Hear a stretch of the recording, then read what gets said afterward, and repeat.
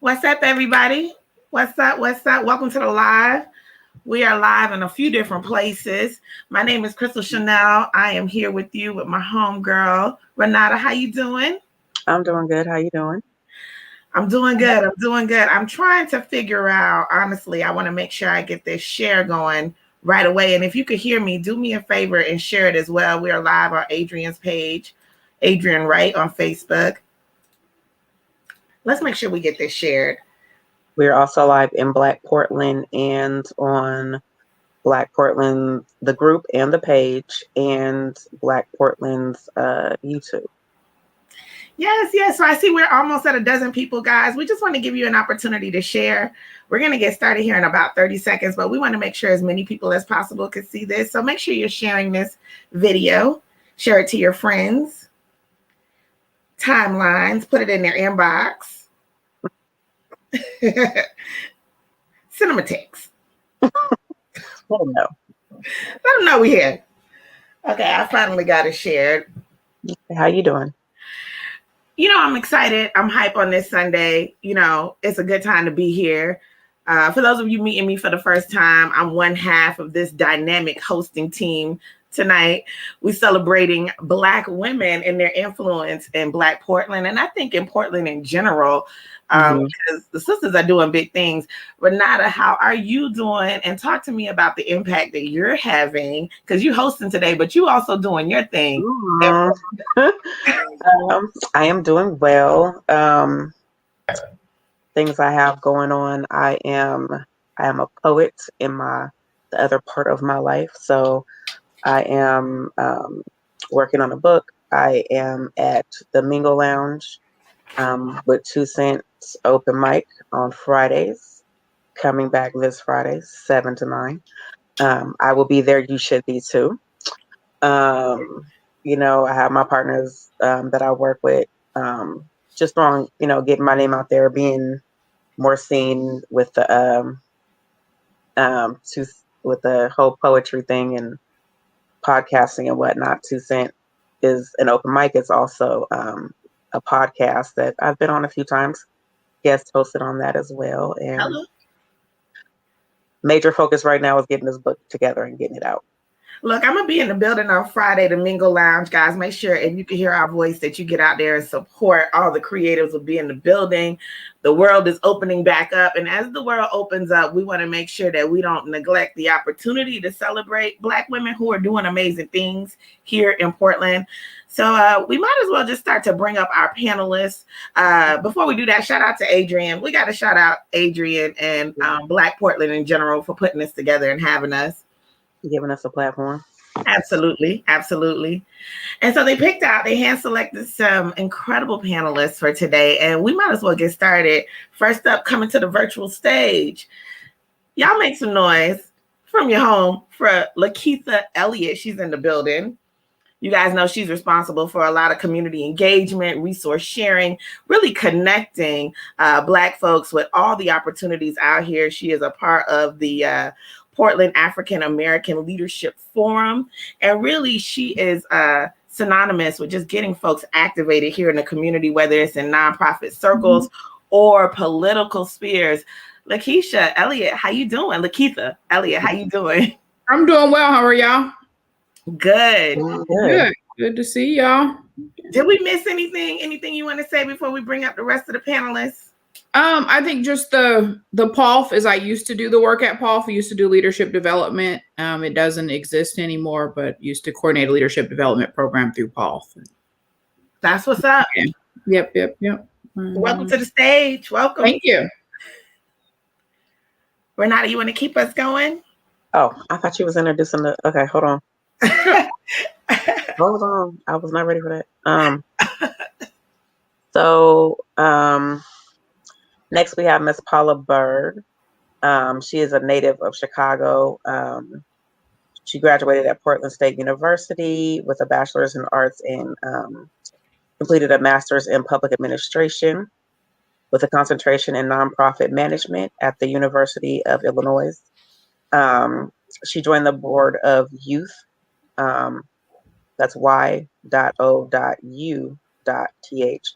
in 2013 and recently became the executive director in 2019. She is committed to the educational literacy of youth and adults, and she desires to change the lives of young people she works with and drives them to be. I love it. I love it. Welcome, Paula. How you doing, Miss Paula? Ladies. Thank you. Thank you all for having me. I was Paula. definitely surprised when I got the invite, but I'm happy to be here. So good to see you, Miss Lakeitha. Yes, you too. Thank you. Is there anything you want to add to what I said? Girl, you did a wonderful job. This is not even about me today. No. You know what, Paula, though? I'm gonna make sure y'all get y'all's flowers today because it's absolutely about you and every single woman in particular that's watching on this live, because we've been watching you guys make moves around the city, and we wanted to make sure that the acknowledgement was given. And so, sis, you're gonna get it today. I see Karen Foster on the live already saying, yes, Paula. So welcome to the live, to this virtual stage. Next up is Celese Williams in the building. She is absolutely amazing. We want to call her a single mompreneur. Guys, she has been a survivor of so many tragedies and traumas over her lifetime, but truly an overcomer and a survivor. She's the CEO of Mystic Fancy Faces. Y'all know they paint faces. And she works with companies to the tune of Nike, Portland Trailblazers, Disney, Netflix, Portland Timberlands, Oregon Zoo. I mean, like, listen, resume come through. But she also sits on the board of Mercy Corp's Northwest Women's Business Center Advisory Board. She's absolutely incredible, working with women both in the public and nonprofit sector. And I'm here because Celeste invited me here. So y'all make some noise on this virtual stage for Celeste Williams being here. I need to hire you to be my PR rep. That was a perfect intro. Thank you so much. It means everything to me. Oh, sis, you're welcome. What did we miss? Let's make sure, because when we start, we're getting into some questions, y'all. Oh, you missed something important. I survived a whole pandemic. Let's give snaps to all of us. Okay. Okay. Other than that, listen, I'm just here and so grateful to be in this space. So thank you guys so much for having me. Yes. Thanks for being here. Okay. And next we have Miss Quinine Hall. Established in 2011, Just Hair Beauty Supply and Hair Store LLC is a top quality virgin unprocessed human hair line that specializes in hair extensions, wigs, closures, and frontals. Founded by Quinine Hall, a Portland local. When gentrification hits Portland, Oregon, many of the locals were moved across town from northeast to southeast. Women had to go across town to northeast to get hair extensions and hair care products. Quinine was one of them. That's when she decided to open a beauty supply store in the southeast area. 2 years later, she relocated to northeast Portland, and since she was close to Mid-K, a Korean beauty supply store, her previous suppliers would no longer sell her hair products. She was forced to just sell virgin unprocessed human hair, which she purchased from a private non-USA vendor. She then had a lot of unoccupied space, so she added a hair salon to her store. Today, Quinine has also expanded her business by adding Just Shades, a sunglass line, Just Nails, a gel polish line, Just Pressed, a custom press-on nail line. And she recently started a nonprofit organization called Unity in Our Community. Black Girl Magic. If she can do it, then so can you. Hello. Follow your dreams and conquer your goals. Hey, Quinine. Hello. Hi, guys. Hey, girl. Thank you for having me. Yes, no problem. No, you didn't miss anything. I'm grateful to be here, though. I'm not sure if Quinine is frozen, but it's so exciting to have you. We heard a bunch of things in the beauty industry, sis, and we all love beauty. Just press, just polish, head. Like, thank you for being here and being awesome. And so then last but not least, I hope she made it on. Okay, good. I see the cue. So last but not least, Kilaa Scott is in the building. She is the CEO of Portland and Rose, 15 plus years in the healthcare industry. But her thing is about health equity for minority communities, and she's set to eliminate healthcare disparity in Black and Brown communities. What I love about Kilaa is she's really on a mission to bring this conversation of healthcare and self-care to the forefront for Black women.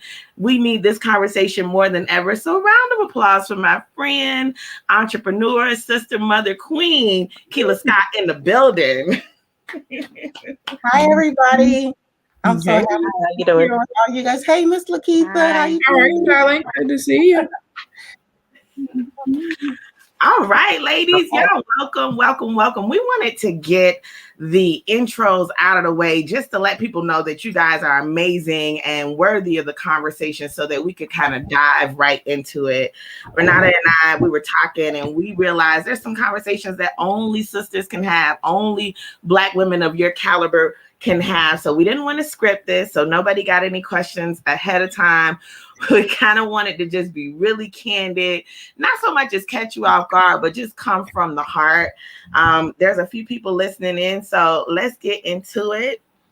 Let's see. I'll go ahead and kick us off. And listen, everybody doesn't have to answer the same question, but if it tugs on you and you want to get into it, let's go. But we got a ton of questions, and I know a question or two will speak to you, so don't feel no way. Let's get started. So, you know, honestly, I think Paula set us off. She was like, wait, we're not celebrating me today, but we are.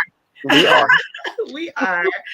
So if you guys could share with me some of the reasons why you think you're here as we celebrate your impact, what has been your impact or the intentions behind your impact? I know it may sound a little self-gloating, but we want the folks who are tuned in from all over this World Wide Web to understand your impact here in Portland.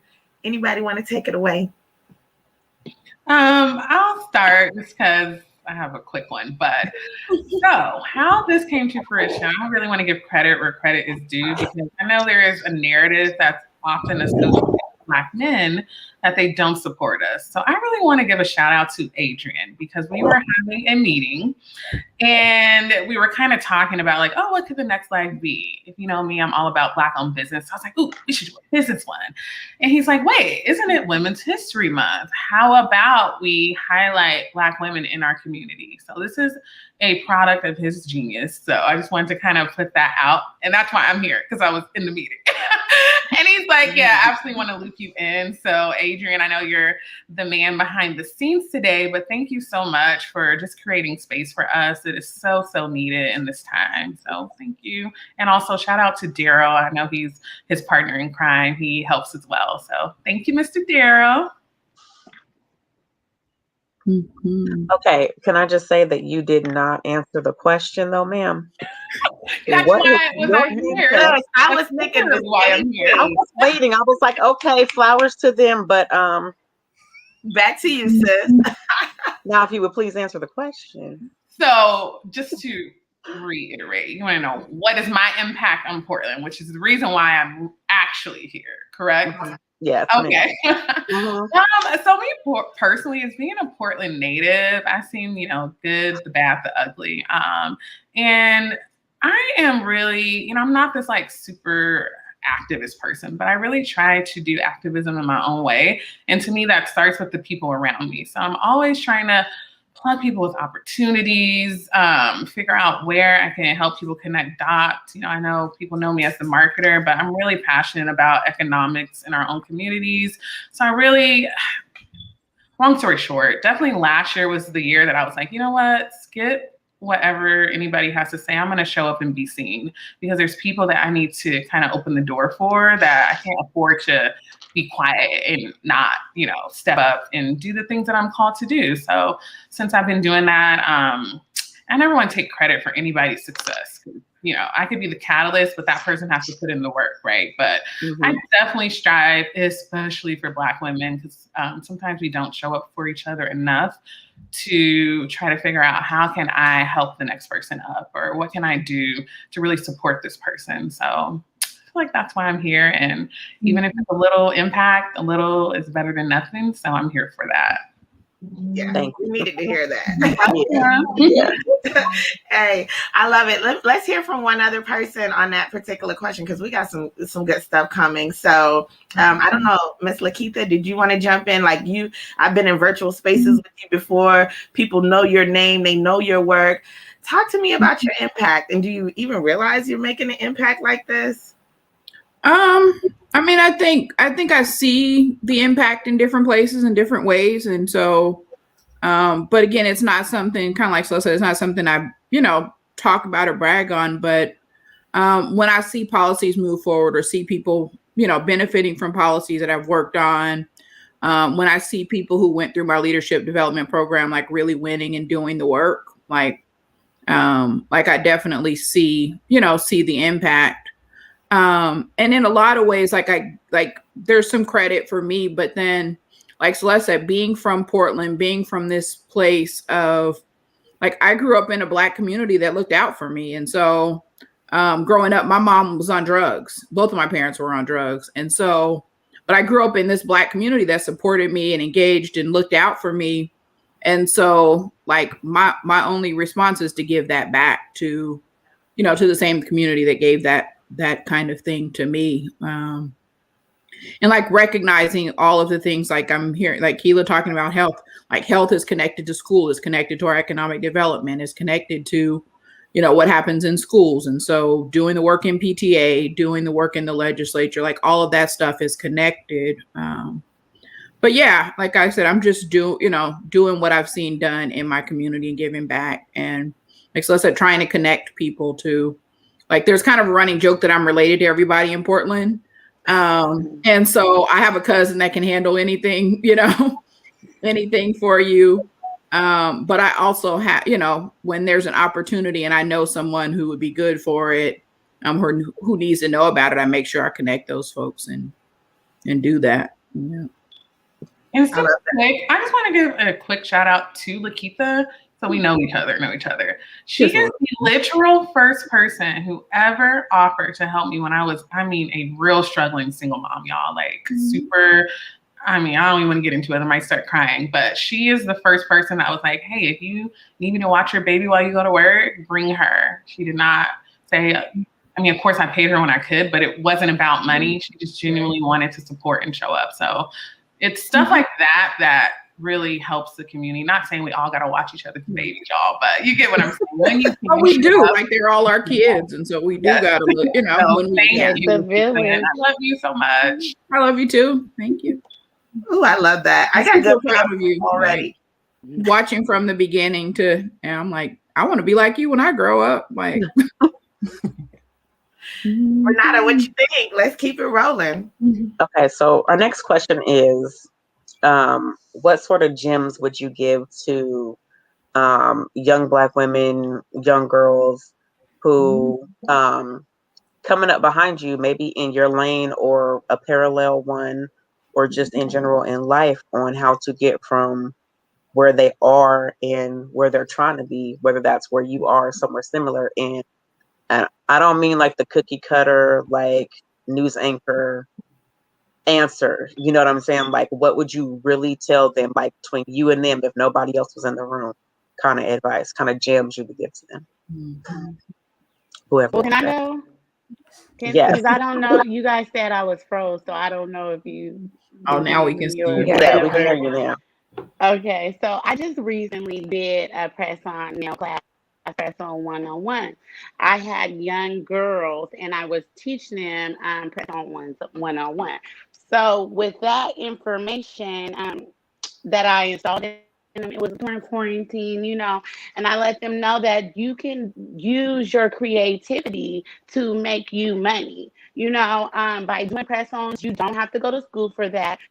It takes up your time, instead of watching TV or playing Fortnite. A lot of girls do play games too, but it gives them the opportunity to get creative and make money.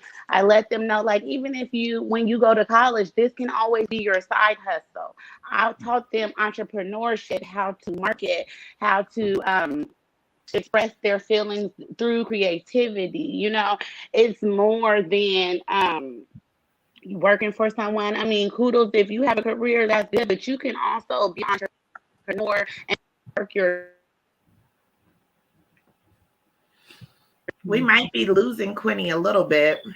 You guys are my back. She is frozen again. You guys, but I will say, I will say, watching. Hello? Are you back? You still frozen though. We might can hear you a little bit. Yeah, we might have to send her a private message, Adrienne. We can hear you, but you're not moving.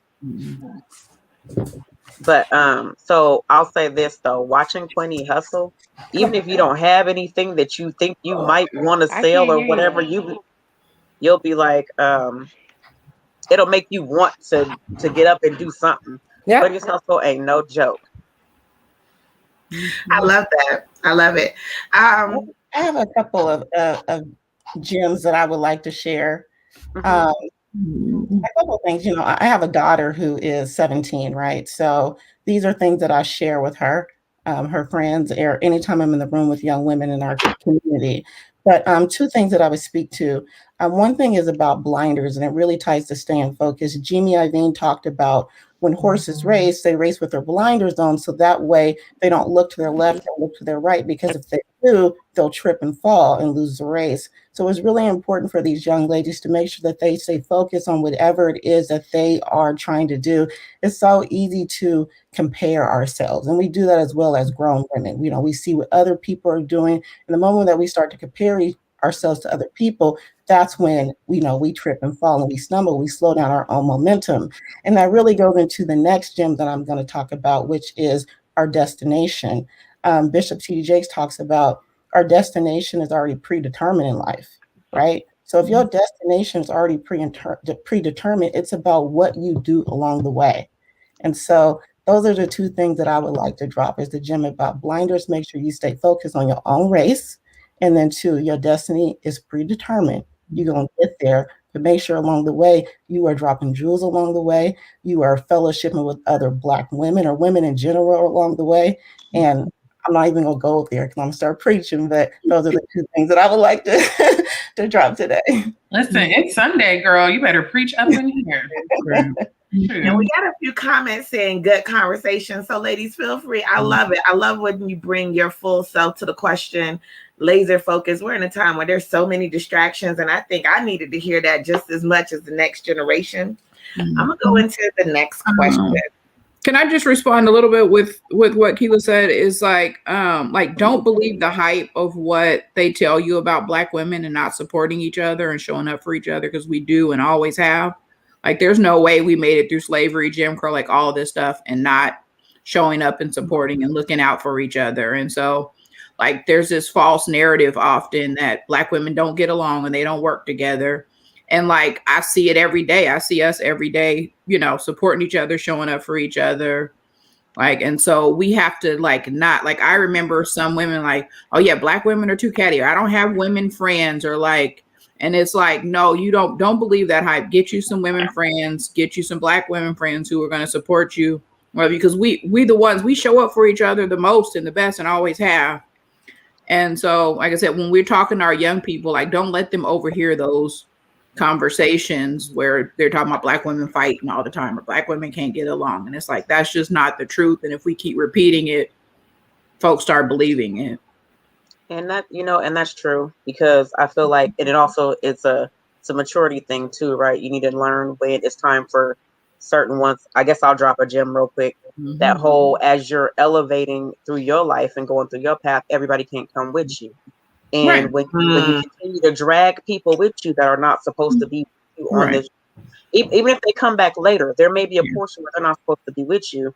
That causes chaos, because that energy is not supposed to be there with you during this time. Now, when I tell you, I have a group where there is 9 of us, 9 Black women who get together and we hang out, we go to brunch, we hit Black businesses together, and we function and celebrate each other all day, every day. We created our own little Facebook group where we just sit there and big up each other and keep in contact whether it's all 9 of us get together or just a couple of us, it is possible. It's not all up to hip hop. So, right. And if we have those times we need a break, that don't mean Black women don't get along. That just means it wasn't working right now, or that just means that that relationship ain't meant to be. But that doesn't mean that Black women, like I said, that whole narrative of Black women not getting along or working together. Absolutely. We definitely need to get rid of that narrative. I tell you what, I'm thinking about Charlemagne the God and how he branded Black men don't cheat. We might have to take a chapter out of his book. Right. Women do get along. Right. Okay. So we can go with that conversation. And we got some ladies co-signing as well. Jamie Tremble says, preach, ladies. Blair G. Harvey is on the line. She said, I know that's right. And Erica Tucker said, yes, as soon as you started talking, Renauda. So we are in this together right now. Let's take it to another level. What are some surprise struggles, ladies, that kind of popped up out of nowhere that you weren't ready for, whether in the political sector, whether in entrepreneurship, whether in leadership in corporate America? But talk to me and talk to everybody on this live about those surprise struggles that when they came up, you had to remind yourself of who you are and deal with this in a certain way. Those are the things. Because see, it's not always rosy, right? It's sometimes things go on. Talk to me about those surprise struggles. Caught you off balance, taught you a lesson, built your character, and made you stronger for the next day. Who wants to jump in on that right away? Paula, I see your eyes twinkling. I know. I'm like, Miss Paula, awfully quiet. I'm over here thinking, y'all dropping some jewels, surprise struggles. And I guess just as you are growing and learning, what you realize is that one, that everybody's not for you and everybody's not on your team. And you can show up in your genuine best self and have the best of intentions. And there will always be something or someone who would bring you back to God, right? To how to humble yourself. And even as we were talking about what will we drop to young women, even in that, just standing in who you are and standing in your power.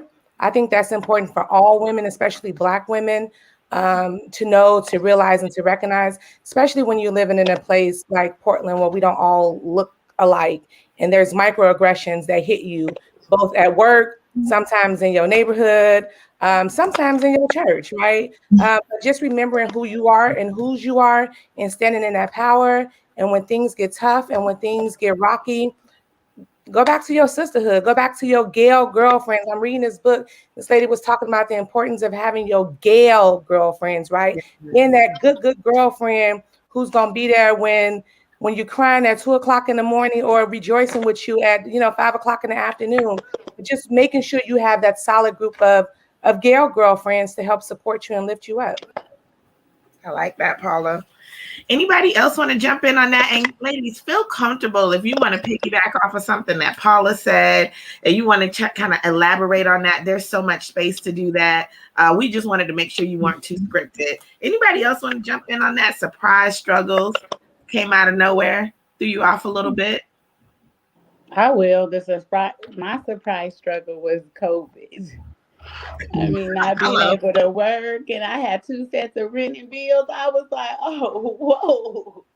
I didn't know what to do. So that was definitely like when you are an entrepreneur and you have a commercial storefront, that could be a struggle paying 2 rents and 2 sets of bills. It's hard, especially during the slow months or when a pandemic happened or whatever. So Quinine, I got to follow that up then. I know that business has its ebbs and flows, right? Whether it's COVID or anything else, the pause, the fires, if you're in Florida, hurricanes. How do you deal with this ups and downs of business? I mean, I've been in business 7 years and I feel like I got it up and down every other season. So I would imagine it's consistent. How do you deal with those ups and downs, those ebbs and flows? You just have to go with the flow. You have to take care of what you have to take care of at that moment. So someone breaks your window of your shop. Okay, do you pay a $500 deductible to the insurance, or do you find you a local company that's going to charge you $300? You just have to strategize and Get done with it. Roll with the punches. Everybody has obstacles. So we always are gonna run into something, but it's how you handle it and take care of your business. That's how I look at it. Because I was like, why is all this happening to me? I am a good person. What's going on? But the things that happen to me are minor, and it's easy fixes. So that's what happens when you put yourself in a position to do things. Certain struggles are going to happen because you're in that position. That's how I feel about that. I want to hear from Celeste, because I think one of the things I've seen is like during this pandemic and different times, like you have a dope ass business, but like painting faces during this time wasn't working. And to see you pivot and still shine in times like this. And the people that I've seen do the best during this time are those people who are creative, who are passionate. And like, even if that first business wasn't working out, being able to pivot and still find your place and be successful and support other folks. So thanks for that, Keitha. So I'm gonna be real transparent, because first of all, let me talk about how I did a Zoom. There's like 15 people, right? And I was like, ooh, I don't know. This is so much better, because I feel like y'all my homegirls, even the people on Facebook. So we're gonna get real. Right. It was really cool. I credit God. But I don't know if any other business owners in Oregon feel this, but there were so many grants that popped up that really helped me out. Like, just to be transparent, I did not come up with this business idea and just be like, ooh, got it, making money. I was down to the ground when COVID hit. I stayed on my couch for like at least 2 weeks, just like done with life. Like if anybody knows my story, 2020 was like my year. Like I had it in the bag, y'all. I had so many big contracts lined up. It was like, and then COVID. So I was done. Like, but the first thing is that I'm gonna give a shout out to someone. I think she's watching, Blair. She hates it because I'm always like, Blair. I reached out to Blair to coach me. So I do want to also kind of go back to the question on this. We talked about like, okay, what are some surprise struggles? I know Keitha mentioned like she grew up with community support. I actually kind of grew up with the opposite, just because I kind of came from a family that, and they're gonna kill me if they watch this. I love my family, but it wasn't the best support for me. Let's put it that way. I wanted to go a different route and do some different things, and I didn't see anyone around me doing those things, so it was hard, But I had built this environment that I was like, all right, I got this all by myself, basically, until that no longer served me in the capacity I needed it to. So that was my big kind of wake up call with COVID. And then some things happened with my health that I was just doing too damn much. So that was my surprise, that, Superwoman is on TV for a reason. You were not meant to be Superwoman. Like, we cannot do it all. I know I had read something that talked about hyper independence is a trauma response. And that really got my wheels turning, like, girl, you need to unlearn this. This is not healthy. So that's when I reached out to Blair, and I was like, hey, listen, if you don't know who Blair is, she's doing really big things. I know her and Karen are the co-founders of the Visionary Squad. They are so dope. I'm like, oh my God, love them. Anyhow, she helped coach me, and it really helped change my mindset about a lot of things.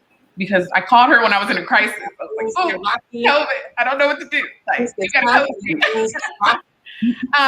And so long story short, once she kind of helped me understand, you can do this. Like, she had to bring me up off that couch, y'all. Yes, I was able to pivot, but I did have a cushion of support from, I got at least 5 different grants. Also got help from the SBA. And that was something I had never experienced before. I know a lot of those grants in Oregon specifically prioritize Black people.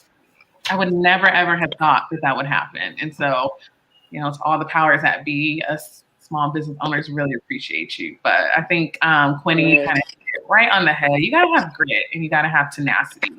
If you let one no or one blow stop you, then you ain't gonna get very far in this entrepreneurial life. Like, there's always something. So I kind of have been used to that. I mean, I've been an entrepreneur for a while, but this was like the blow of all blows. But having that cushion plus asking for help and support was what really got me through.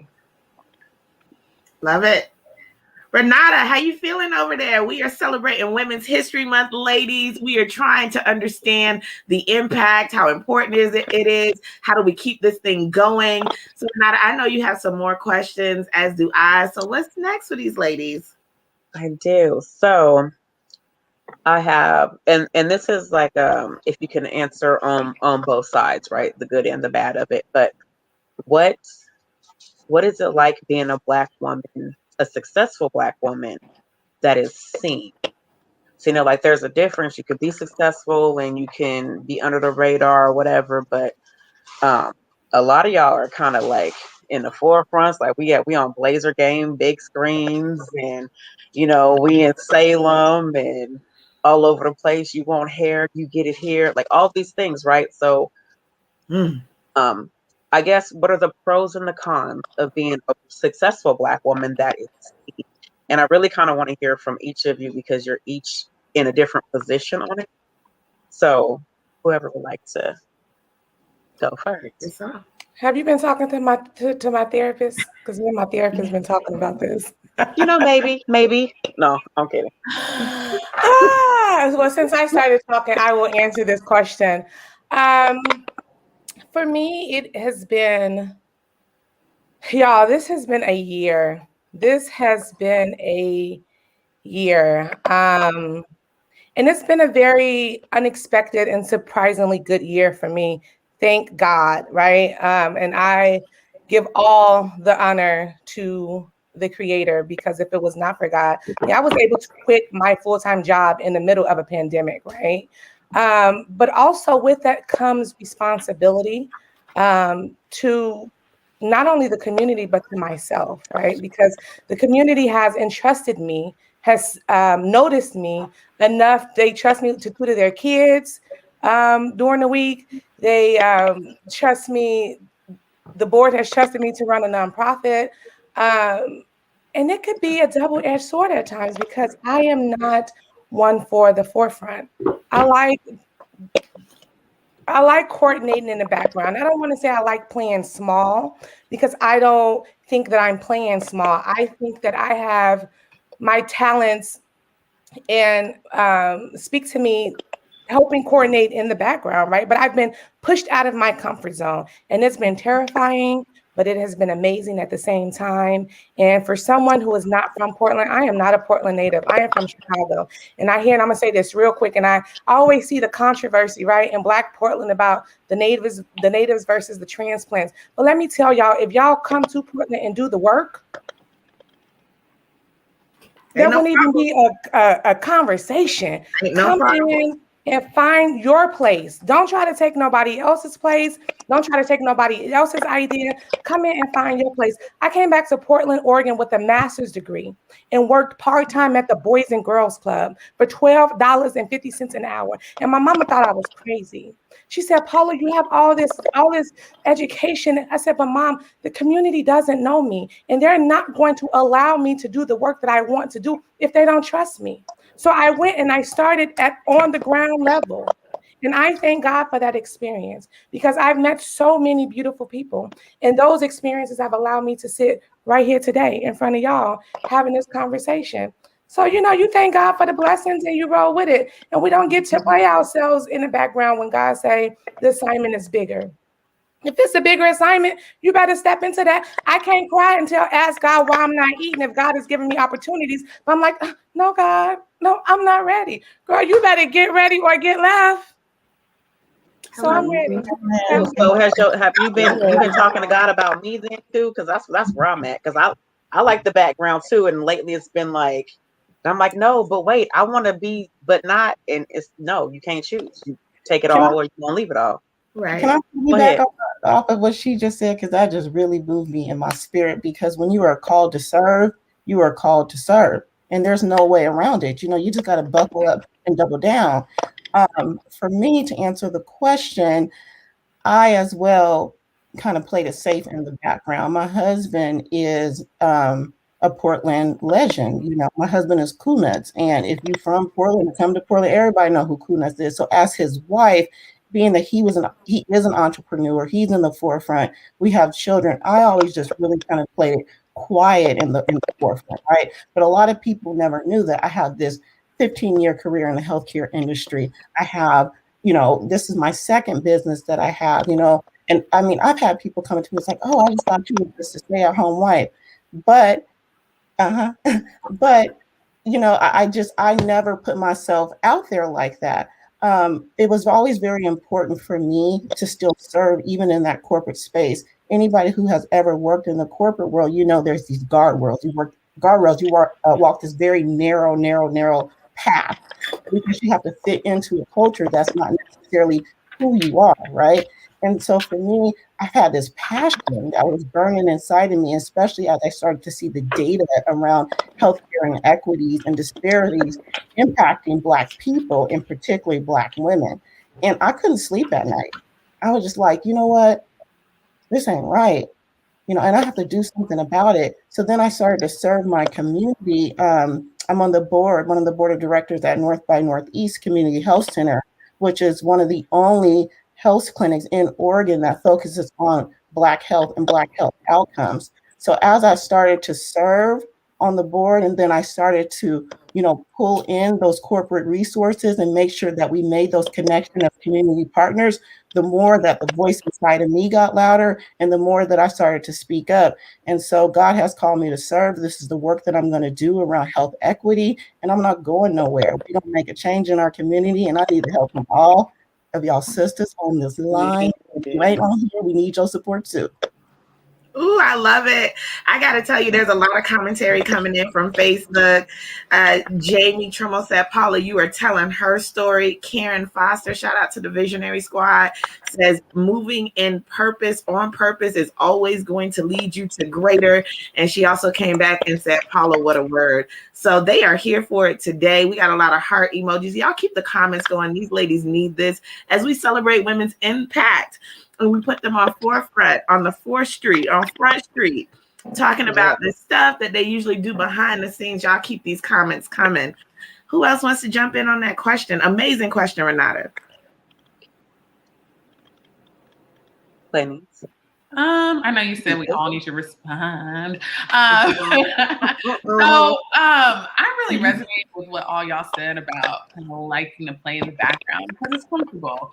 Quick story. So shout out to Mercy Corps Northwest. If you are an aspiring entrepreneur, please tap into them. They have some amazing resources. But back in like 2008, 2009, I'm telling my age, I'm old. I heard of them because I was starting my first business, and they really helped me scale and gave me a business grant. So many things that really helped me out. So as I became, a successful entrepreneur, someone I knew, her name is Lee. She sees this. She's an amazing person. She kind of had always seen me in the background. Like I volunteered for stuff here and there, but I never stepped up to be like, hey, I want to teach a seminar or, whatever. And she started calling on me for certain things. And then she asked me to be on an advisory board. Now, coming up the way I came up, I didn't know no damn body on a board. So I always looked at just these affluent white people on boards. And I'm like, you want me to be on a board? And I was like, okay, give me a day. Let me think about it. Because listen, if you know me, I'm like an overthinker. Pray for me. I'm working on it. But I got on Google and was like, what is a board, right? What is it, right? And I really felt it in my spirit that God was like, girl, this is time out for this. Somebody asked you to do something that you are more than qualified to do. So go ahead and do it. And it was terrifying. I probably went to the first 5 board meetings and just sat there like, I don't have anything to say, just observing. But it kind of stuck out to me that, especially being a Black woman in Oregon, we have to represent literally, right? We have little Black girls that are looking around and they don't see anybody that looks like them doing much, right? So just us showing up and being present in these white-centered spaces is making a huge impact. So shout out to y'all because y'all are already doing the work. I know so many people watching are doing the work. Let's just continue to show up. So that is. I love that. Let me tell you something, guys. It is so important that we find the space to be in the front of our stories. to tell our stories, to not hide, to write our press releases, to put it on our social media. Celeste is right. There are so many generations of young Black girls who have been told that the only thing that they can do is either be an Instagram model or marry rich. They need to hear your story. So every single time you think that you are telling your story, I want you to remember that you are telling their story and what it could be and beyond. So we got to do that for each other, whether you have kids, we just got to do that. We got to do more of that, guys. We can't rely on history books. We can't rely on teachers. It's your real life stories, your real life businesses that are making the difference and the impact. Okay, so we got to get through at least 2 more of you guys. Let's keep going. I think this is such an incredible question. So I think for me, like too, little what Celeste said, is like being on boards and serving, like recognizing our power, recognizing that we're the experts in our lives, that we know. There's this quote of like, if you're not at the table, you're on the menu. Mm-hmm. And like, we deserve to be at the table. We deserve to set the table. And like a lot of days I'm in awe. I'm like, little old me with the crackhead mama, like the governor knows my name and says, hey, Lakeitha, Absolutely. And legislators ask for my advice. And I'm in in spaces with folks. I don't have any degrees, but I sit in the space and I still have the same level of respect and understanding and trust. And people know that I'm listening to the folks who are like me, the people who have the, parents on drugs, the people who are on drugs. Like I have those connections and I can bring those voices into those spaces. And so I think for me, it's recognizing that I have every right to be in these spaces. I have every right to tell the governor what I think, is right or wrong. I have the same, right to say we need a policy that, that does this, or that's not going to work for my community. And to have my voice be heard and be valued. And so I think we have to, like a lot of times we play small because we don't feel like we have the skills, or we don't, we need to have the right degree or talk a certain way. And it's like, no, you can come as yourself and be who you are. And, and share your voice and challenge the folks who don't allow you, or who try not to allow you to be in those spaces or try not to listen to your voice. And if you don't listen to me, I'm going to call all my people and you're going to have to listen to all of them too. Hello. And so, so I think that's, that's the positive, is like knowing and owning your power and what is true, and bringing who you are. But then also having a sense of like integrity, like there's the 4 agreements around being impeccable with your word. And so like, I don't think there's anybody who can say, anything bad about me or I've done them wrong. And so I try to, to honor that. And so when I do go in those spaces, my word is what, is what I say it is. And I do what I say I'm going to do and bring that. And so I don't have people challenging if what I say is wrong or not true, because they recognize that I bring that as much as possible. Yeah, you've been authentic in that space, and a lot more commentary. We got Karen Foster saying, that's right, Lakeitha, take up all the space, all of it. Yeah. Quinine, round us out, Quinine. What is it like being a Black woman in the public eye, right? Is that where we are? Yeah. Get that repeated. Yes. What is that like? I mean, well, I think like I'm in the beauty industry. So a lot of the people that I'm around, I know, so like I'm nervous on here because I don't know who's watching, but if I was standing on the stage and it's people there, then I'll feel comfortable because I know everybody. I'm a Portland native, so I grew up with a lot of people. I have a huge family, and I've always been a people's person, so I know everyone. I'm a polite person, so I speak to people, and start conversations with people, even if I don't know them, So for the forefront for me, I think that I'm most comfortable like in my community because I know everyone. I know their children. I'm the type of person, I'm cool with your kids, your mama, your daddy, your grandma, I'm just that type of person. But situations like this, you do get nervous because you're in the forefront. You don't know who's watching, this is forever, so it is difficult for me, like this kind of stuff. But in the community is easy. It's a breeze because it's people just like me. Absolutely. I So I co-sign want that. to. I just wanted to kind of piggyback a little bit off of what Celeste was saying because, well, kind of Celeste and Paula. I know I'm not being interviewed here, but like I said, I'm kind of being pushed to the forefront in certain areas where I love playing the background. I like to be in the community, helping the community, doing all the background work. You don't need to see my face, hear my name, stuff like that. But I just want to give some flowers to somebody who has kind of helped mentor me and guide me through this transition from like a wallflower.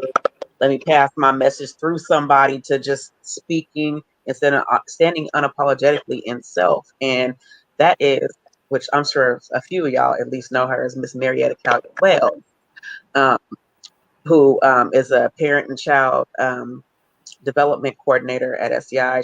She does parenting classes, and she kind of like unknowingly took me under her wing, like, no, say something, speak out. Hey, you gonna do this? I'm gonna grab you to do this. As a matter of fact, I got this for you. So I've been on like early learning Multnomah, which is a committee for, and then there's the PAC. It's like a committee for us for people of color to give our voices to Portland Public Schools. Like, y'all are not about to move without hearing us. And in these committees where we have the actual ear of actual doctors and therapists and things like that, and how we really feel we are being treated, and we know we are being treated, and being able to pass that message. And they are taking this information, generating reports, and trying to make their doctors and whoever is under their umbrella treat us better. Keep that in mind when they are in the healthcare system, like no matter what it is, whether it's therapists, doctors, nurses, whoever, like y'all need to be more culturally competent and trauma informed than dealing with us. And we're not just saying this. If I say this, I need you to listen to me. And being able to speak, like record it and having that be it, knowing that that's going to be there forever, or sitting in front of a panel of professionals where they look at me just like y'all are and being terrified, but I'm still doing it because somebody took the time to be like, I don't know why you feel like your voice doesn't have the power that it does. Right. And I just think that's also important for us too, while we're having these conversations and we're passing these messages, that we're not just saying things. I don't mean us in this room, because I know most of y'all, but that when we are saying these things, that we do like, hey, you can do this. Give some encouragement along with these gems, because you don't know what you're doing for somebody. You don't know what kind of doors you were helping them open for themselves. And so I just wanted to say that on that question before we move on to the next one. And you know what, Renauda, that was necessary, and as we celebrate this panel, we celebrate you too. And we want to know your story and how, your impact and the things that you're doing in the community, and they're relevant and they're real time. Once again, Mingle Lounge this Friday. If you guys are late joining the call, they are back open. Yes, 7 to 9 poetry. Adrian got the flyer. It's going to fly up in a second. Oh, God. So, and we're going to continue this conversation in Clubhouse, ladies. You guys can continue you guys can join us there if you would like. And I'm going to close out. Can I just say really quick something in response to what Renauda said? Is like in both the political world and like the parent involvement world, one of the things I say is one of the top reasons that parents don't get involved, and one of the top reasons that women don't run for office, is because they haven't been asked. Mm-hmm. And so like you don't know to get it, and especially if you didn't have a parent who was involved, you don't know to get involved. So I got involved when my kid was 4 because a Black woman said, hey, we want to start a PTA. Will you come? Mm-hmm. It was that easy. And from there, that sparked all of this other political stuff, and all the other stuff that I do is because that one Black woman said, hey, I value you enough to ask you to be involved. And it's the same for women for run for office is, hey, I think you would be great running for office. You should do it. And so like you were saying with Miss Marietta, like, hey, I think you should serve on a board. Like that's a simple way to get folks connected and involved. And it is, and that's like, something that they it's who they are as people, but also like Miss Ramsey. I don't know if y'all know her, Miss Annette Ramsey was my parent coordinator because my son with his school, and his in-school coordinator, Miss Rowe, another Miss Ronisha, Somebody else who I want to give flowers to, just great people in the community trying their best to help us help ourselves, and not doing it for any attention or clout, but they need that. So I just wanted to give, Miss Ramsey, Miss Ronisha, and Miss Wells, and Miss Tiana. I'll keep going. So give y'all flowers and thank you. Yes, for the shout outs. I love a good shout out. I love it when the roll call, like you had a whole list. I love that because we don't do enough of that. So yes, for the shout outs. Yes, for all the ladies that we're celebrating this Women's History Month. We're not going to let this month end without, continuing to remind people of our impact and how important it is to celebrate each other. I want to leave you guys with this final question. And when you answer it, don't forget to give a shout out to your social media or how we can stay in touch with you or anything that you have going on. I'm actually currently reading this book called Black Fortunes. I don't know if you guys have ever heard of it, but it's about the 6 Black millionaires that were made post slavery. So a lot of these millionaires were born into slavery, and once the slavery laws changed, emancipation, they became millionaires. And so it's the story of these 6 Black people. It is such an incredible read, Black Fortunes. And in this story, they talk about, of course, Annie Malone and Madam C.J. Walker. And we are all super familiar with Madam C.J. Walker's story, but not so much Annie Malone, who was the actual millionaire, who was the actual mentor of Madam C.J. Walker. And I think the more I read about this, the difference was C.J. hung with somebody who did press.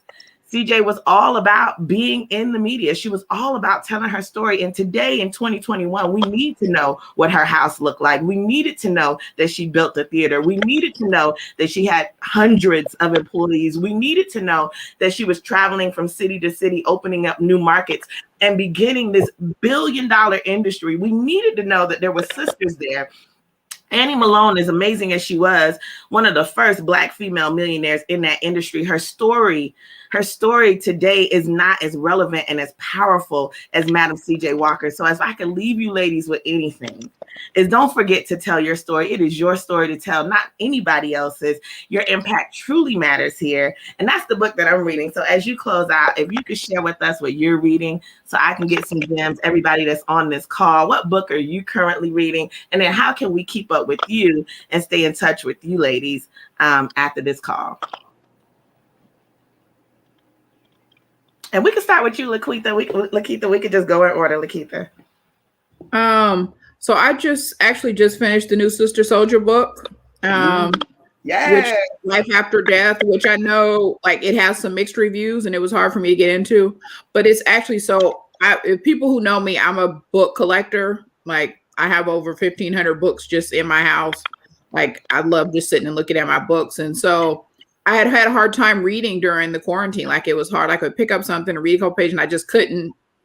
And so I read in like 4 days. Like I actually finished, and I love Sister Soldiers, but I love the Midnight series. But it was hard to read. But then once I got, there were some weird parts. But then when I got into it, there were some really deep spiritual and thoughtful things happening that if I had stopped early on when things got a little weird, I wouldn't have gotten those gems. And so that's what I'm reading. And I have Cicely Tyson's new book geared up to start real quick here. And then keeping up with me, I'm Lakeitha Elliot on Facebook. I love Facebook. I'm on there a lot. I'm sorry, Lakeitha. I messed this all up. I thought this was 1 hour. It's 2 hours. Oh, that's what I thought. But I was like, hey, we can know. I can go make my chicken. No. I thought that too. I was like, no. My man, hold your social media. Just tell us what you okay. Okay, Kilaa. Oh, it's my okay. Okay, so I'm currently reading a couple of things, but honestly, I'm reading the Bible. That's what I'm talking about. Hello. I'm reading the Bible. I'm also reading a book. I forget the exact name of the book, but it's a book on how to meditate. I've been practicing meditation a lot more since the pandemic. I know that the pandemic has caused a lot of stress and anxiety for a lot of people. I know Queenie talked about that earlier. So it's been really important for me to learn how to sit still and be in the moment and really learn the techniques of how to meditate, because it's hard. When I sit still, my mind sometimes will wander because I'm thinking about the million things that I have to do, but it teaches you to go back to that centering. So I'll have to find the name of the book and drop it on Black Portland. And then I think the second part of the question was about social media handles. Oh no, don't worry. We got 2 more questions. We'll do that at the end. I messed everybody up. Okay. Celeste, what are you reading? Oh, listen. I was like, ooh, it's Sunday. Should I lie and say I'm reading something when I'm not? I don't want God to strike me down, y'all. Okay. If you ain't got time, you ain't got time. And maybe I'll give you some tips. I have so many books I've have read. Like, I get so inundated with tasks and I'm like a squirrel. I'm like, ooh, book. I'm like, read this. I did pull up. I've been trying the audiobooks. You guys do audiobooks? Yes. Mm-hmm. That is really challenging for me because I feel like it's background noise, so I'm always missing the key parts. And I'm like, oh my God, rewind. So I gotta get it. You have to wear your earphones. Yes, but I'm like so hyper focused on what I'm doing that it's still like kind of in the back of my brain. So anyhow, I understand that. I did get a book. So speaking of Clubhouse, I am like always on Clubhouse, and I'm in a lot of like business tips rooms or whatever. And this book kept coming up, and I did start it, but I need to keep continuing. It's called The One Thing. I just by Gary Keller. I read like listen to the first couple chapters, and overall, it is just about how to, when you have a big task or just multiple tasks, how to identify the one thing you can handle to make everything else kind of flow a little better. And I definitely need help with that. So that is the one it's in my queue. I'm gonna commit to finishing that one though. I like that. Celeste, when I listen to my audiobooks, I do it in the shower in the mornings and at night. So that's the best way for me to get like a quick hour and a half in. And and that's basically it. Because like you, I work from home, so it would be background noise if I did it. You know what? I just bought one of those shower speakers, so that is a perfect idea. I'm a big podcaster now. Y'all want to talk about podcasts? Y'all let me know. But y'all let me know if that works, because for me, if I'm listening to an audiobook, it might as well be the kids or the TV. You know what I'm saying? Like I only hear it if something crazy is about to happen. You know what I'm saying? Then I'm like, wait, what? But I can't do podcasts all day. No matter what I'm doing, I can say so. If you haven't, you go ahead and like, share, subscribe to 2 Cent the podcast. On there. It's a season and another one progressing in season 2, progressing on the way. So just if you need something to listen to, I would shameless plug all day. Just like if I was in another space and y'all wasn't here, I'm like, oh, face painting. Oh, I got somebody for that. That's me. So. And that's good. That's actually a good thing. We need a lot more of that. Ain't nothing wrong with that, Renauda. Paula, podcast, book, magazine, Facebook, what you reading? To be honest, y'all, I have not been reading lately. Doesn't mean I'm not going to read. I actually am leaving tomorrow to go home to Chicago. So I am taking my Cicely Tyson book with me that I get to read for that 4-hour flight there and back. So that's what I will be reading. I'll let y'all know how it is. And if anybody needs an invite to Clubhouse, because I have like 5 of them sitting, send me your phone number on Facebook, Paula Byrd. I don't have Facebook, but my messenger still works. And I send invites out. Once again, guys, I was a little premature. We got a few more questions. Right after that, we're going to get right into Clubhouse and continue the conversation. It might get a little bit racier, but for now, we're just talking about what you read, and it could be a past book. We don't want to put nobody on the spot. Because they do kind of sound like, so what are you reading? Oh, you're not reading? I'm sorry. Why are you not reading anything? Dang, hold on. It could be the past. We're busy right now. We just came out of a pandemic. You don't have to be reading in this moment. Okay, it's my turn though, right? Yes, Quinine. Yes, ma'am. So I'm not reading right now, but I just purchased a book that I'm going to start reading. I just went on vacation, so I've been super busy, but I have a book on my nightstand that I'm going to read. It's from a local artist, Jazzy the Author. It is called City of Roses. She has started her book series. It's City of Roses, Dead Roses, Roses Are Blue. You can purchase her book on Amazon. She has hard copies available for shipping or delivering if you're local. I also want to say the previous book, the last book I read, was also from a local author, Montisha Brackens. Her book was Payback I.O. She has a second. She released a second sequel. I haven't got the second one, but I read the first one, the entire book. It was amazing. I like to shop local. I purchased the Payback I.O. on Amazon, and I have like a Kindle, so it was on there as well. And so those are the books I'm reading. I like more urban books and stuff like that. Tell a story, like that. Grab your attention. But definitely check out Jazzy the author, Montisha Brackens. They're both Portland locals. They're young Black women, and we shall support them. I love that. I love that. Farewell. What are you reading? I told you I'm reading Black Fortunes, but you did. I just finished that. I just finished that book, so I think I'm gonna pick up The Subtle Art of Not Giving a Fuck one more time. Okay. I need to revisit that lesson. I have been overthinking and overcaring in too many spaces, so I need to revisit that. Yes, I have some sort of master's in that. I have some sort of master's in that. Right. I don't care. I care about what I care about, but everything else, I don't care. It's the Virgo in me. If there's a time to overthink, I am. You know that meme that they put up where you wake up in the middle of the night wondering where your birth certificate is? Mm-hmm. That's me. Oh, super quick. I did want to mention, I know Imani, she's been tuning in with us. She's a local author as well. I know that she has a book that's out. Definitely drop that in the comments, Imani. Yeah, so we can see. Yes.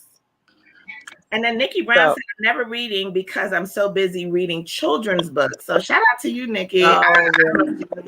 Teacher, maybe? She's our Nikki Brown, right? Nikki Brown, community clown, but she also is doing a lot of work around youth literacy. Yeah. Like another example of pivoting during the pandemic. Like she went from being, doing her clowning to now doing online story times. Like you got to be creative. Like there's another business, Amalfi's, which is a Black-owned Italian restaurant. Like they've been shining during the pandemic because they have the creativity and the thought. I think that's something that Black women, we know how to pivot and do some dope stuff when stuff ain't working out. Like we sell some dinners. We, start reading stories online. Like we know how to do. She said, I'm a Black literacy advocate. I love that. I love that comment from Nikki Brown. Black literacy. I mean, because listen, the rumor is we don't read. And so right now we just kind of want to put it out there. We do a whole lot of things. We write books, we read books, we read books. Right. We'll tell you about our friends who are authors. Listen, we're just trying to make sure you understand the truth about Black women and Black excellence, especially during Women's History Month. Mm-hmm. Renauda, what else you got? So I just want to answer the what am I reading question real quick. Yes. And then I will go on to my which is nothing. I have like 4 books sitting here ready to read, but I also have I have my poetry circle where we encourage each other to read and write and just stay on top of our stuff, right? It's a lot deeper than that. We got whatever. I'm not gonna go into that, but we have a book that we all have that we're all supposed to be reading together. So I guess technically, whether I like it or not, I'm about to start this book called Homie. It's a poetry book written by it's an African American author. So that will be what I'm reading next. But I have it's funny that you said you have a queue because I have a queue of books as well, like that are just sitting there looking at me, looking at them, like when are you gonna start me? But so that book has to jump ahead because it's the group thing. But eventually I will get to my other 4 books. All the smart people I saw around always had books, and so just by the number of books I have in my background, I am smart. So I'm going with that. If they hit my house and I can read them if I feel like it. Right. Yes. I just want to say while we're talking about books, if you guys have any middle school readers who would like some books, I have like 8 boxes of books in my office from a book drive, and I'll give y'all the social media at the end. Please help me get these books out of my office because it's like a whole lot of them. There's a whole lot of them up there. Well, I'll absolutely be tapping in for sure. Thank you. I have a middle schooler, and I have one that reads at middle school level. She ain't there yet, but I got y'all. I have a 5th grader, and I will say for Women's History Month, I made him read Betty Sebastian. So him and I have been dabbling in that together. That's awesome. Mm-hmm. I love that. So my next question is about your work-life balance. Like, tell me about your work-life balance and how, which I feel like one of us is already ready to answer this question, just already ready, and how you tie in your self-care into it and or do you make a point to incorporate self-care in your work-life balance? Not just, I work 50% of the time, I'm at home 50% of the time. What do you do in your at home or even in those moments that are breaks at work to take care of you? That's good. We might as well go in order because we need to hear if all of you guys are taking care of yourselves. Lakeitha, you want to set it off? I love me, and so I take naps. Yes. I don't like this work is work, but it's not that serious to me. Like, and like my partner some years ago actually left for work one night and didn't come home. He died at work. And that like really changed my whole, like about work being important. It's not that serious. I'm not getting ready to die, at work or for work. They found somebody to fill his position. They didn't, like it didn't change.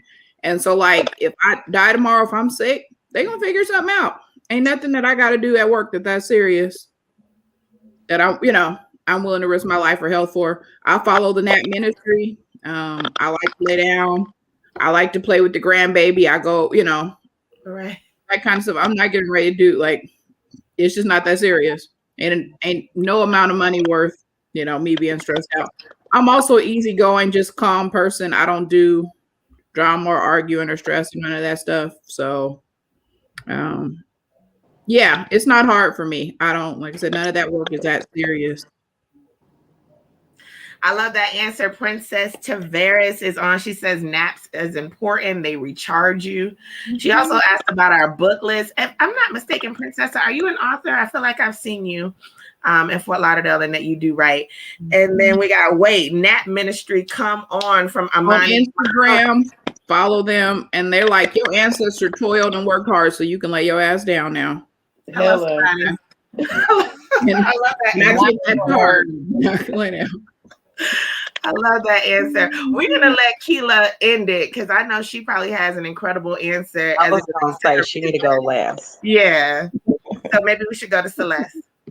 Ooh, I know y'all saw my face. I was like, oh Lord. I won't say I've gotten better at it, but this has always been a struggle for me. As a single mom, sometimes you don't have the luxury of self-care, right? Because you ain't got that much time. But also I wanted to do a 2-parter, which I'll make it brief. But I also used to be in the corporate space just up until last year. So yeah, I had to juggle 2 jobs. And I think self-care for someone in the corporate space and this concept of like taking days off, it's much different when you're in the entrepreneurial space because you are the business. So, also just to be vulnerable and share part of my thing. I actually had to reevaluate my relationship with money to really start being better with self-care. And what I mean by that is I was really operating in the scarcity mindset space of being like, all right, oh, you want me to come? I'm coming to get all the coins, right? And so I was prioritizing that over myself. And I think I had mentioned it briefly, but I actually had a health scare. I know Lakeitha was saying that she had a coworker like die. I had basically had to go and be hospitalized overnight, and they called it like I was in an exhaustive psychosis. Mm-hmm. So meaning if you don't eat and you don't sleep properly, you're not doing self-care, right? Your brain will literally shut off to be like, hey girl, if you don't, I will help you out. Right? Your body is actually a protective mechanism. Your brain, your organs, all that stuff. So it's going to do what it needs to do to survive. And I had to really, I mean, obviously going to the hospital, that's serious. But before that, I was in the scarcity mindset of just being like, I'm never going to have enough money. So I'm taking all the opportunities. So what self-care looked like for me was just learning how to say no. And learning how to be like, you know what, take a day off. And I have been doing so much. I mean, unfortunately, I had to have that big scare, but better that than you not making it. So I've been doing much better at that. So shout out to all my single moms out there. I know y'all have one of the hardest jobs in the world. So definitely learn how to do what you can to get that self-care in for sure. Wow. Thanks for sharing and being transparent with that, Celeste. We need to hear that. Paula, are you making time for self? Do you have work-life balance? I am learning to take more time for myself. Unlike Celeste and most of the women on this panel, I am not a mother. And so because I have my dog that I had to put up here earlier. People think I have like all this disposable time, right? Well, you don't have children. You can do this, that, and the other. And I'm learning to say no. I'm learning to spend my time the way I want to spend it for me and Miss Coco Chanel. And I also make it a point to go to therapy every Wednesday. And I know people are probably tired of me talking about therapy, but that has been the best decision that I could have made over the last year, because my therapist reminds me every week about making sure that I'm choosing what I want to do and doing what I do well and not doing so many different things at one time. So I like when I got my nails done today. I took a nap before we started today because I was tired. I was like, if I don't take a nap now, I'm going to be yawning, and they probably want to invite me back next time.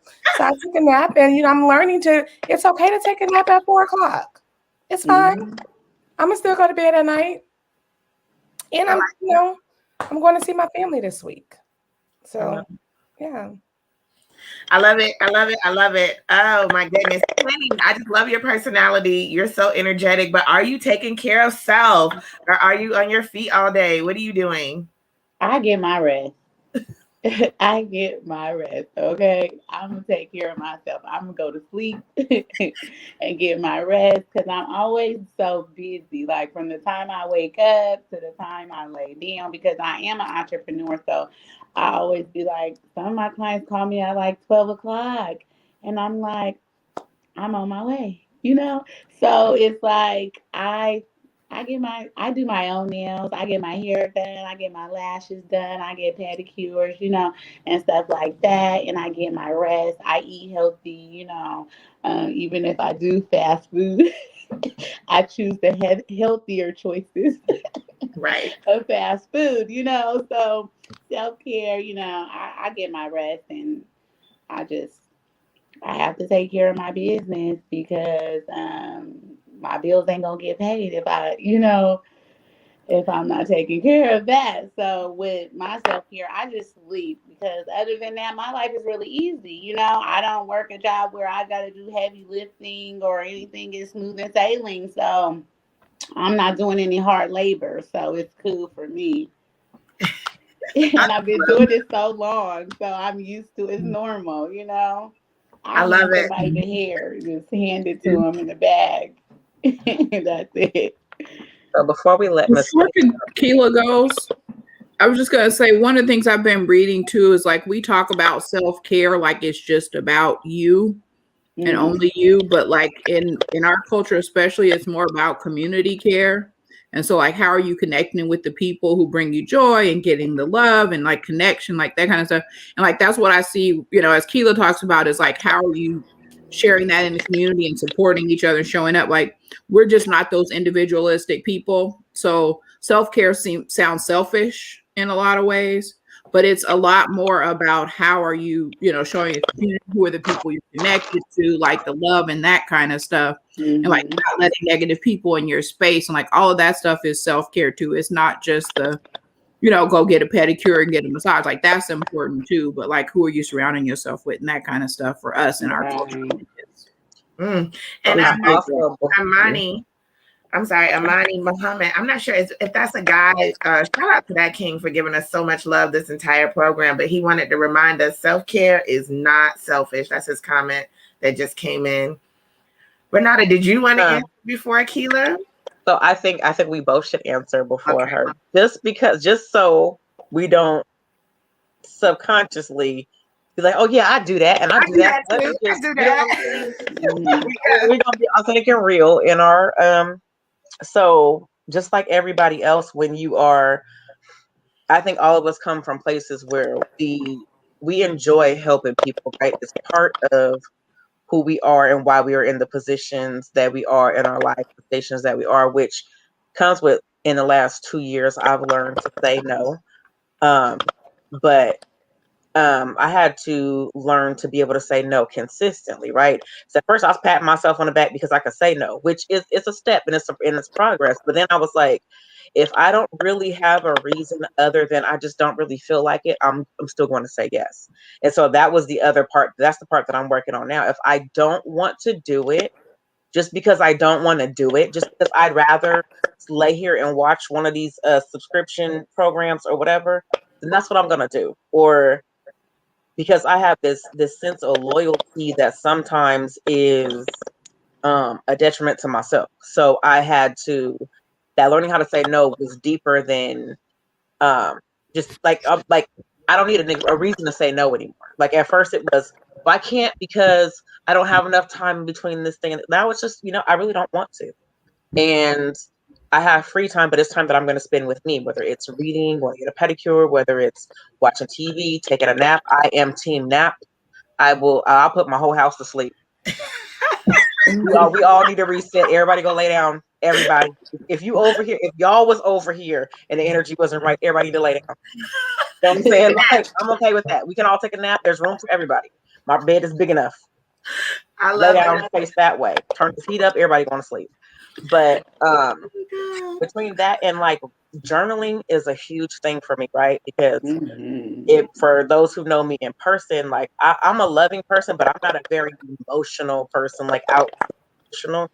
And I have a hard time communicating those things. Now I can tell you I'm mad, I'm happy, I'm sad, but like the deeper parts, I don't really like to get too deep into that. I'm working on it, just not yet. So journaling for me and writing poetry, that's my biggest self-care outlet, because it's the only way to get it all out. Like, I can go get a massage and I'll feel great physically, but to work on what's going on inside, journaling and the poetry is a big part. And I also have done therapy before too. Therapy is healthy. It is okay, whether you think so or not. Every single last person on earth has gone through something or needs help or guidance with something, or an objective person to sit down with you in whatever capacity to help you through some stuff, whether that's sitting in somebody's office or the other different ways that you do therapy. Like I recommend it for everybody. I've done therapy, the journaling, the poetry, all that good stuff. The no thing is a big thing. Yeah. And we got some comments coming in and a lot of laughter, but Nikki in particular, Nikki Brown, is really excited about the power of saying no. And she says it's very beautiful. And so she's talking about you, Celeste, and you, Renauda, on that commentary, the power of saying no. For therapy, for self-care, I've been doing like a Tuesday night writing therapy class pretty much for months. This lady started it when COVID hit. I think I found out about it in June. And literally every week we go and we make time for ourselves. I'm a workaholic. I work from home. I crawl out of bed, crawl to the office, and I can literally stay here for 12 hours straight. So that Tuesday class is the one time that I'm like, this is my time. This is me. I'm by myself. I'm with my community too, because it's virtual and there's other people on there, but I just connect with my thoughts. And there's other things that I think I definitely need to be doing, but just being able to do that every Tuesday was like at least a step. So Kilaa, what are we doing right and wrong, girl? We trying. So for those of you who don't know why Crystal asked me to go last, because I'm the owner, founder, and creator of Portland and Rose. And Portland and Rose is a unapologetic self-care lifestyle brand and social impact company. And so in my company, I promote unapologetic self-care.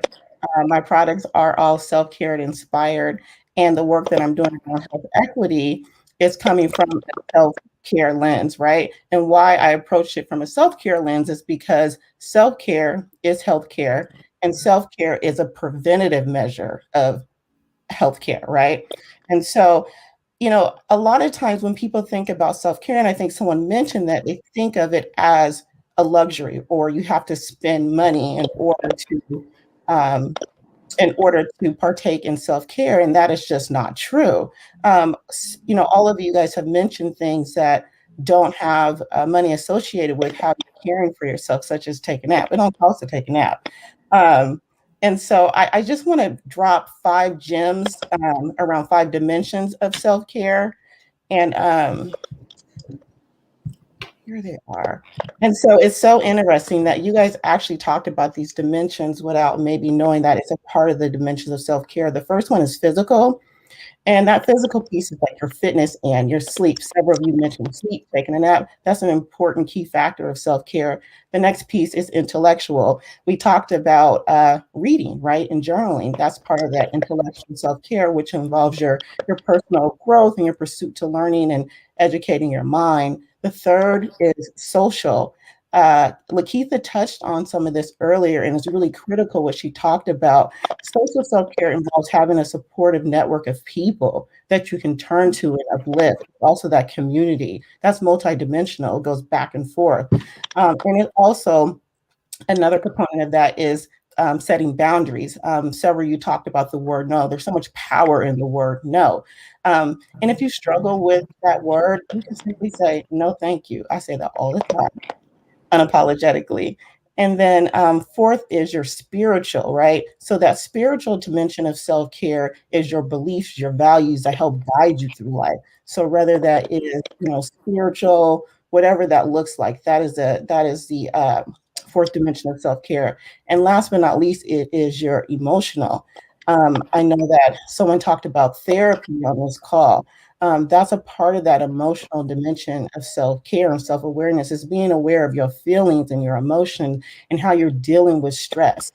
And so the reason why, quickly, I'll just say this, that I started Portland and Rose really laser focus on that health equity piece, particularly for Black women, is because in history, Black women have not always been afforded self-care. Self-care has been a privilege in this country. A lot of our grandmothers, mothers, and ancestors, they did labor work and they had to take care of their children. They were sharecroppers, they picked cotton, and they did not get the privilege, they were not afforded the right of self-care, right? So knowing that self-care was not afforded to our ancestors, it's really important for us to start to normalize that, because it feels really unfamiliar. It can feel unfamiliar to a lot of people. And people may feel like, okay, I feel selfish for taking this time to myself, especially, if you have children. So it's really important that we start to make that mental mind shift and start to normalize self-care, especially when we're talking to young folks. It's because, I recently did a campaign through my company to gift self-care kits to over 25 young Black teen girls in our community in Portland. And the reason that I was very specific in that campaign is because, one, yes, the pandemic has been hard on all of us, but, and Malcolm X said that when he said that Black women are the most, you guys know the rest, often Black women are forgotten, but even more so Black girls, right? So if we can't wait for people to love on us, we got to love on us, right? And we got to love on our young girls. And so I did these kits because I really want Black girls to start to normalize self-care. So that way, by the time they become adults in our age, self-care doesn't feel like a burden. It becomes a normal part of their routine. I love it. I love everything about that. Yeah, so beautifully said. Yes. And you teach them young, then they don't have to go through the struggles of trying to figure it out in the midst of going through things like we did. Like similar to Celeste, like mine wasn't a psychosis, but my body was trying to act like I was having some sort of heart attack or something. I couldn't breathe, I couldn't see, like everything was feeling weird. Went to the doctor, wasn't anything wrong with me. He said, your heart is healthy. There is nothing wrong. Offline, I can tell you all the stuff that I was going through and how I was not taking care of myself in the way that I should. And the doctor said, I believe that you were stressed out. You are not sleeping right. You're barely eating. When I tell you I was drinking, like I was working and trying to keep these kids together. I'm a single mom, whatever. But and in my head, I'm like, I'm just doing what we do. Like there shouldn't be anything causing me all these. I had a lot of other stuff going on that I was like, I don't have time for that. I don't have time for that. And I wasn't processing anything. I wasn't going through anything. So it's all, I'm thinking I'm not dealing with it, but it's still sitting here weighing on me. And I had to be kept overnight for observation and having my blood drawn every 4 hours to make sure I wasn't having a heart attack. And it was stress. When I tell you my heart was racing, I'm telling you, I felt like it was about to pound or explode out of my chest. And it wasn't that. I was drinking like 32 ounces of coffee, no water. I was drinking water, but not enough for the amount of caffeine that I was drinking, trying to just keep myself focused and doing what I'm supposed to be doing. And I'm like, whether you just want to say it's just your body or you're religious or whatever, but my thing has been, if you don't want to listen, I don't care whether it's the universe or God or whatever, it will sit you down. If you don't sit down, you will be sat down. And it is always easier to sit down on your own than to have somebody sit you down, because they are not going to take the same care and sitting you down that you will, and making sure the chair is behind you and nothing's on the chair and you ain't going to hit your head. And that's what you do when you sit yourself down. If you're going to be forced to sit down, it's going to be a lot harder. So ever since then, I have been big on self-care, and I'm definitely going to tap in with you and your products, because I mean, you can do self-care, but there's always ways to, learn new ways and do things better than, connection and community. So I appreciate that you are doing this for us, period, for those of us who know and don't know. Huh? One more quick thing I'll say. I know our sister here from Chicago. I before the pandemic hit, I went to Chicago for some research, and they were teaching an all Black, free to the community class for Black women about self-care and mental wellness. And one of the class was called the Superwoman Syndrome. And it focused on Black women who carry that cape at all times, kind of like how you mentioned, like, this is just stuff that I do, but that's a part of that Superwoman Syndrome. So they were teaching Black women of how to take off your capes. It don't mean that you ain't Superwoman still, but at times we got to take off our capes. That's powerful. I think this is such a well-rounded conversation. We got a couple of comments coming in that I want to read. What is this? Coriani Baptist? I know I messed that up. Miss Baptist? You got it right. I got it right? Okay. Yep. She says, come on, let's normalize self-care. Latoya said it could have been a panic attack. And then Tina Hartsbrook, she said, it's my first time here and I'm loving the point of view and the insight on self-care, spot on. And I love how we started with the struggles and who we are and the impact, and really bringing this conversation full circle to self-care, which is what we need a lot more of in our community. Should we wrap up now, Renauda, or should we keep it going? How you feeling? I think, well, with the time that we have left, I think it's okay to go around and let everybody plug themselves real quick, and then get ready to move our conversation to Clubhouse if you guys would like to have an iPhone and would like to join us over there. Yes. And super quick, I want to give a shout out to Coriani. She's going to be one of the hosts on Clubhouse. So tap in. Okay. Celeste, what else do you know about Clubhouse? What's coming up next? I know Adrian has some stuff. Me and Renauda have some things, but you have been working that. So what can we expect on the Clubhouse conversation before we close? Well, super quick plug. So someone reached out to me. Also, this is full circle moment.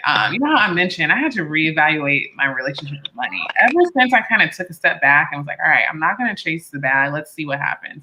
I've been getting crazy offers. So it ties into the question you just asked me. Someone just asked me to host a workshop on Clubhouse. So I'll be doing that June 6th. It's called the MobCon. I'll be giving a little 45-minute talk on how I've kind of done some great things with my business through being on Clubhouse. Every Thursday, well, let me say, we skipped a week last week, but on most Thursdays, we host a group for Black womenpreneurs. It's called the Black Womenpreneur Link Up. It started out as being Portland people, but we decided to open it up to be more inclusive with the conversation. So if you're not doing anything, it is Thursdays, 6:00 p.m. right on Clubhouse. And I know, Paula, you mentioned if anybody needs an invite to tap in with her, I have several. So let us know, y'all. I absolutely love that. Maybe we should just keep that going, keep that energy going. Celeste, where can they find you? And maybe everybody kind of tell us where we can find you, anything you got going on. You know, we love the shameless plugs over here. So let's put it all out there. Absolutely. Main way to connect with me, you can hit me up Facebook. My personal Facebook is like a business networking group now. So just hit me up on Facebook. You can also visit my website. It is celesewilliams.com. That is where you can find all the digital marketing resources. I'm also going to start in April, hold me to this, y'all, hosting a free class every single month. I'm going to kick it off with SEO, which is a huge one. So if you're interested to know how you can scale your business online, definitely subscribe to my email list. It'll pop right up when you go to celesewilliams.com. And thank you, everybody, for being here. And thank y'all again. Y'all are some dope hosts. You did so good. You killed it. Thank you, sis. Thank you. Appreciate it. Renauda, I'm loving this. We're having such a good time. Guys, continue. Paula, tell us, you know, how we can keep in touch with you, what you got going on. Paula Byrd, BYRD. You can find me. I'm taking a break from Facebook for a while, but my messages still work. You can find me on Instagram, ByrdLady312. I have books, so please email me info at youthpdx.org. info@youthpdx.org. You can find me at #BooksNotBarsOR. If you see the hashtag, you know it's me. So, you know, we're all about promoting literacy for Black and Brown students, making sure they have what they need to help build on their literacy tools, getting technology, getting books in the hands of youth.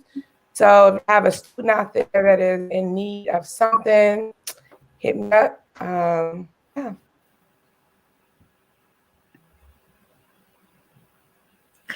Thank you, Paula. Oh, okay. We lost Renauda for a second. Quinine or Lakeitha, you guys want to jump in there and give us your social media? What's coming up next? How can we support?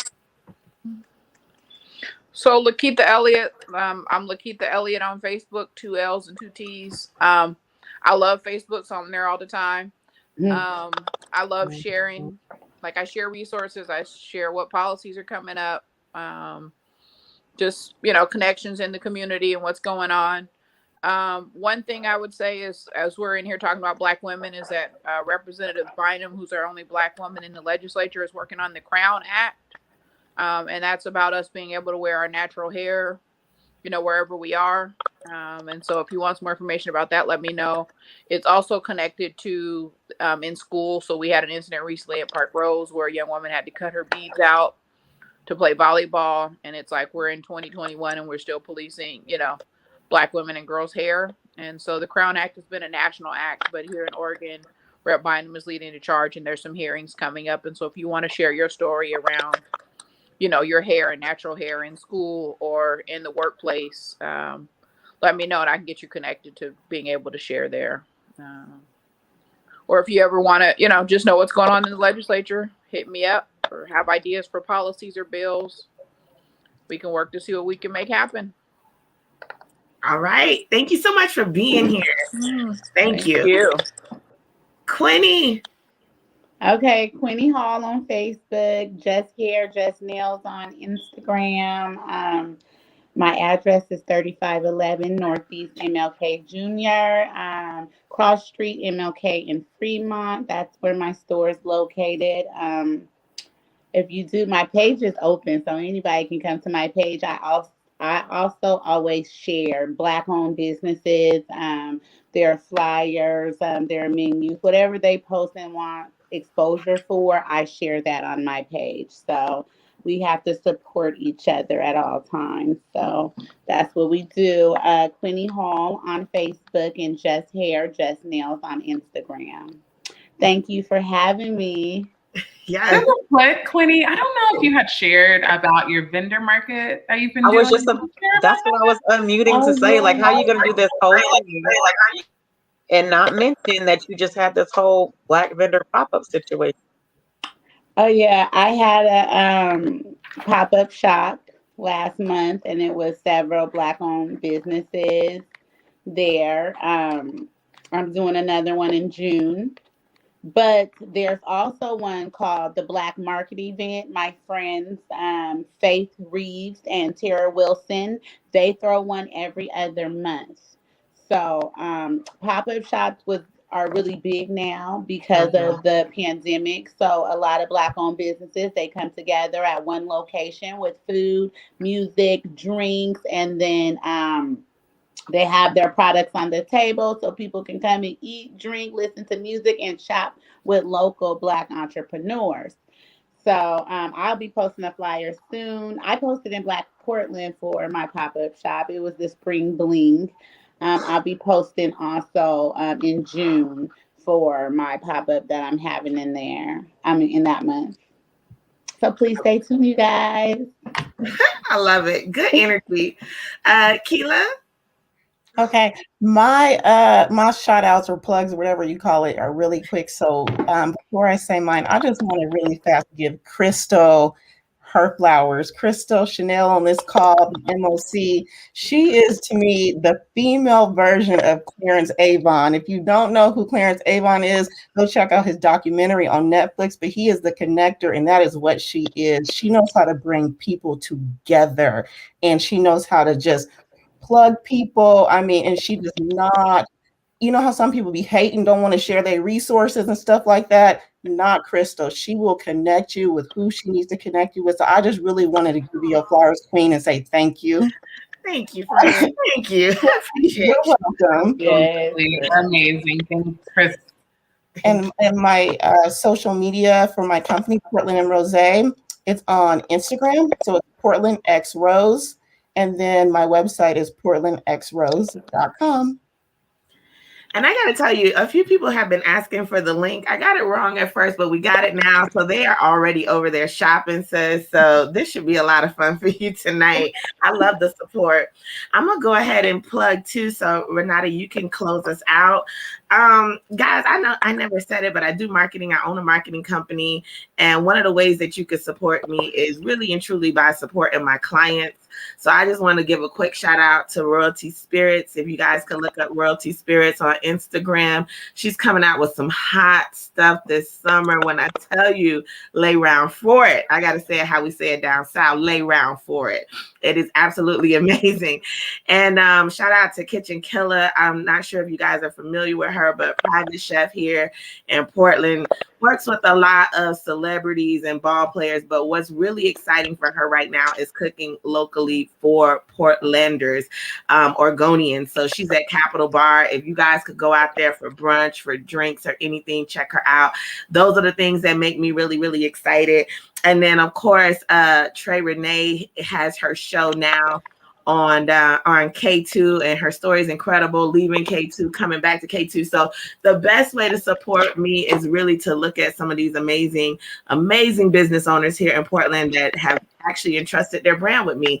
So you support them, you shop with me. It just looks like I'm doing a good job. So Press Release LLC on Instagram. I really, really appreciate it. And once again, shout out to Adrienne for putting this all together. You picked some amazing panelists. So thank you, ladies, for celebrating Women's History Month. Renauda, you got to plug. You got to plug, sis. What's going on? So you can find me at La Libra the Artist on Instagram, and I have a like page now. It's also La Libra the Artist at gmail.com. To reach out to me. I am working on a poetry book, a chat book. My first one is a chat book. It's a smaller book just to kind of introduce you to me, and then I'll have some other stuff rolling out.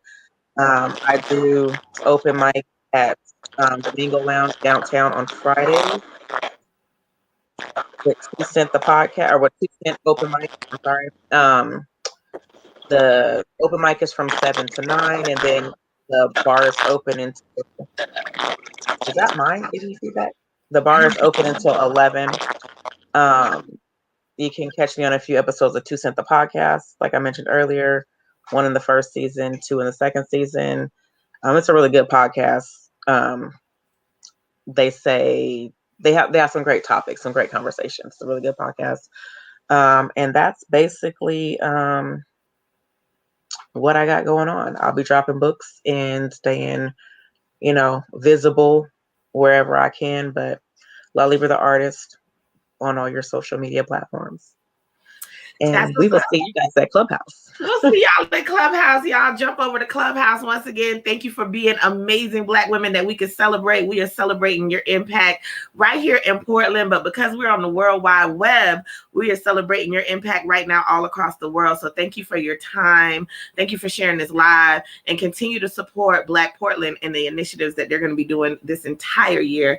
Once again, my name is Crystal Chanel, and I had a blast hosting with Renauda. Thank you. I did too. So you guys, thank you guys for coming and just participating in the conversation, our questions, and everything we had going on. Really appreciate it. It was definitely fun, Crystal. Hope to do it again. Let's do this. Thank you for having us. Y'all killed it. Thanks. Bye, y'all. See y'all in Clubhouse. Bye, y'all. Clubhouse. Yeah.